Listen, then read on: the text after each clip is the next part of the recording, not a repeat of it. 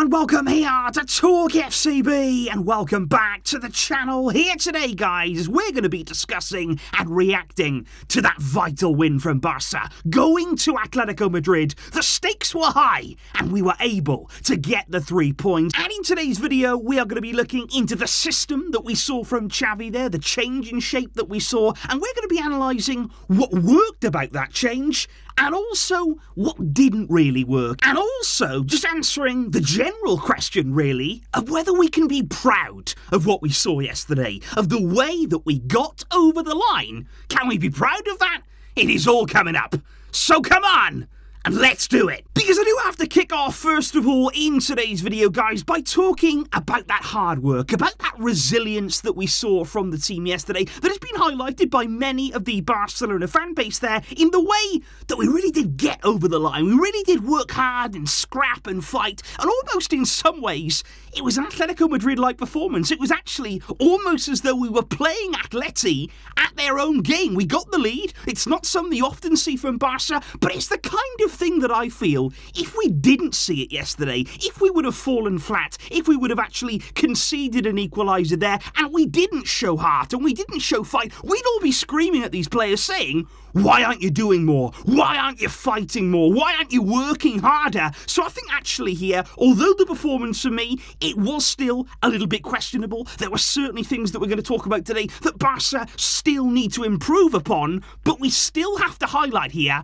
that hard work, that hunger, that determination, that togetherness, which is what we want to see. We've been asking for it, the players delivered on it last night, and for that, they do deserve credit. Now, a big part of that fight and that resolve that we saw from Barca yesterday was all about the defensive side of the team once again, as Barca kept yet another clean sheet in La Liga, and to get that there against Atletico Madrid is a real positive. And there's an incredible stat going around right now, and absolutely extraordinary when it comes to our defensive qualities, because Barca have conceded the least amount of goals in all of Europe's top 5 leagues. We've conceded 6 goals in 16 league games, and there's no other way of looking at that other than it's impressive. No matter what has been said about this team, no matter what others will say about it there, to concede 6 goals in 16 league games at this stage of the season, it is absolutely impressive, and huge credit to the defensive side of the team. Which brings me on to Andreas Christensen, and I simply have to highlight him and especially talk about him in today's video,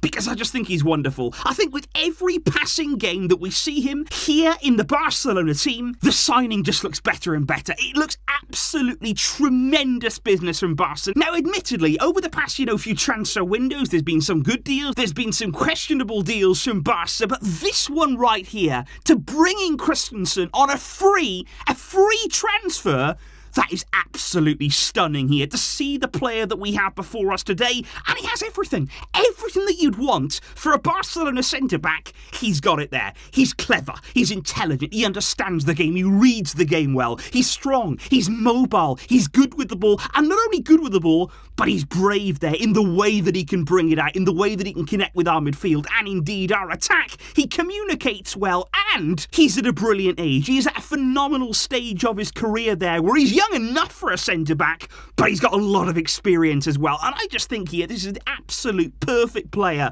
that we could have brought in this summer. And I thought Xavi's quote there on Christensen after the game was an absolutely brilliant one. He said Christensen has been the signing who's been highlighted the least. Nobody has really been talking about him, but he's been extraordinary. He said, I remember when people said that Real Madrid had signed Chelsea's starting and star centre-back in Rudiger, and Barca had just signed the sub. But that is absolutely not proved to be the case here, with Christensen starting his Barcelona career in stunning fashion. And I just think it's quite incredible right now, and really exciting for us Barcelona fans. When you're looking at our back line, suddenly this has actually become one of the most exciting parts of our team. Now remember, defence is a position that has plagued us over these past 2 seasons. That has been an area of the team that has been a constant weakness for Barca.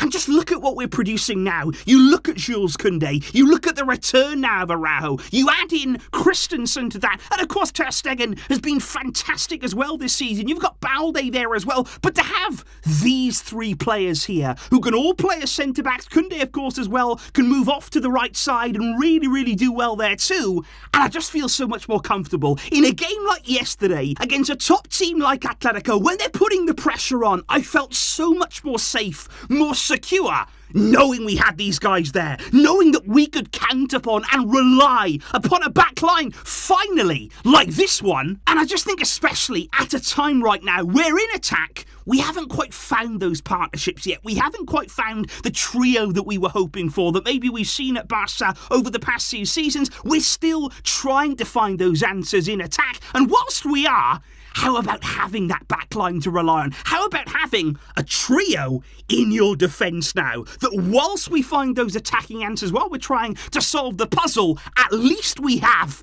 a solid foundation. At least we have here a backline that can get us through games. If you can win 1-0, that is a massive help to the rest of the team. Because I believe in time, guys, we'll sort out the attacking problems. I believe it is a matter of time before we do find the answers, before things do click into place. But to have this strong foundation to build on, to actually give confidence to the rest of the team, that is something we've been searching for. And if we can keep these players fit, that is the key. This can be a rock-solid partnership. But if we do now divert some of our focus to those other areas of the team, and I actually want to start here with some quotes from Xavi on the display, and indeed looking now at the system that we saw yesterday, because he said, "My first commandment is to keep the ball. I always want us to have the ball, and when we don't have it, I suffer." But he said, when you face a rival of this quality, when you've got them in front of you, you can't always expect to dominate games. You can't always just expect that we're always going to have the ball. And Xavi was almost proud there of the way that the team adapted and the way the team suffered to get over the line. But I thought this quote here, he said, "Sometimes we choose the correct pass, but not always the best one." And that, for me, is not only an extremely accurate quote, but I think it's an important one, because I'm so glad Xavi is saying those words, because this is something that I think we've all seen. We highlighted it yesterday at the start of the match, whereby you've got great runs so often at Barcelona. There's players there who have good mobility, who can get in behind and really work teams all over the field, but you've got to find them, or else those runs, they mean nothing. And we at Barca right now have to start paying a lot more attention on that final ball. When to make it, when to take a risk. Because yes, you can always play the correct option. You can always play, with the right risk analysed there, not taking too much of a risk, making sure that you're keeping everything nice and orderly and organised. But at some point in football, you've got to pull that trigger. At some point in football there, you've got to take it upon yourself to do something different, to do something special in a game. And that is the pass that we really need to find and unlock in this team. And if we do just take a closer look now at the shape that we saw from Xavi last night, the change, of course, was we had 4 midfielders across the middle, and all of them in very central areas. I was expecting, when I saw the team sheet here, to either see Pedri come across to the left-hand side, or maybe even Xavi there in a repeat of what we saw in the 4-2 against Atletico. But we didn't see any of that. And there are a few things I feel that we did learn about this midfield and this shape in this game, because I did like, guys, and looking here at the way that Pedri played, in this position, getting in between the lines, quite often we saw him picking up the ball and making really good runs. We saw it, of course, for the goal. We saw it many times in the game. He, for me, seemed a lot more able to make runs and pick up the ball, and I like that. I want to see Pedri have more freedom. I want to see him getting into more advanced positions more often in games, and that's all good. I also like the fact that Xavi was advancing. I also like the fact that you look at him involved in the goal. He plays in Dembélé. He was very far forward, and he is also good in those areas. But of course, to do that, you need to have then 2 players staying back. If you're going to have Pedri more advanced, if you're going to give Xavi the license to go forward, then you have to have 2 players here protecting that back 4. And then we saw Busquets, and then we saw De Jong. But the problem now for me is, in these 2, playing better, having more freedom, definitely a role that suits them well, I do think we sacrificed De Jong. I don't think we saw there the same player that he has been in other roles in this team, which is a bit strange because we often talk about De Jong in this double pivot, about having a partner here and about how maybe that could unlock him in this team, but I don't think it works the same when there's two midfielders ahead of him, because we didn't see him making any runs, we didn't see him having any sort of freedom whatsoever. He wasn't really in the game, to be honest. And so in giving maybe Pedri more freedom, more license to roam, in giving that to Xavi, we did hurt the game of De Jong. I also think as well, we hurt Alejandro Balde. He hardly got involved here down this left-hand side. Usually at Barca, how often do we involve the fullbacks there, playing balls out into the wider areas? We didn't really see any of that. It was very much congested here in the middle of the field. Four midfielders that narrow, you are going to then start to ignore the wider areas. Xavi said we did not pick out Balde enough. Xavi also said that far too often in these sort of areas here, we were going back to Ter Stegen. He said way too many times throughout the game, we were always looking to play it back, to play the safe ball to Ter Stegen, and maybe then there would be a turnover from here. And I think in many ways, it looked like a system, a different shape there that was a work in progress. You look there at Ansu Fati, he also wasn't really involved in that number 9 position. He wasn't really able to make much movement. There wasn't an awful lot going on here,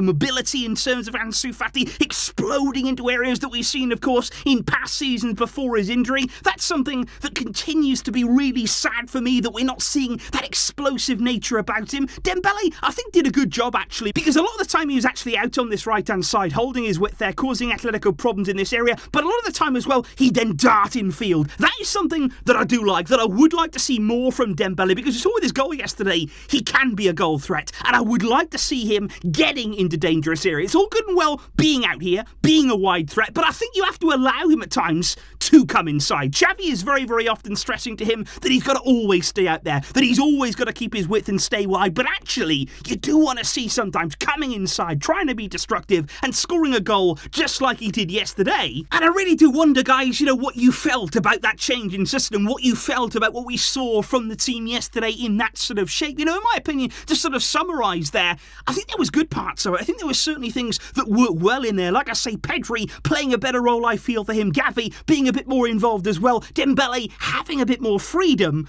But I think there's also parts of that in terms of the wider areas, in terms of the fullbacks, especially that left side of Barca. That continues for me to be a problem there. We still haven't really figured out a left winger. We still haven't really figured out players there who can get over that side of the pitch and open things up for us. And I think until we do, we're still going to look a little bit unbalanced, and we're still going to be looking at all of these questions as we go on and on here without really figuring out that problem. So just let me know, guys, in the comments down below, what did you think of the change from Xavi? What do you think about the performance of Barca? And the overall question of the day is, can we be proud of this win? Can we be proud of the way that we made our way through this game, that we got the 3 points, which now leaves us clear at the top of the league? Let me know that down below. We will be building up soon on the channel, of course, to the Supercopa de España against Real Betis. All of that is going to be coming your way soon. Thank you indeed for watching and for all of your support. I really do appreciate it.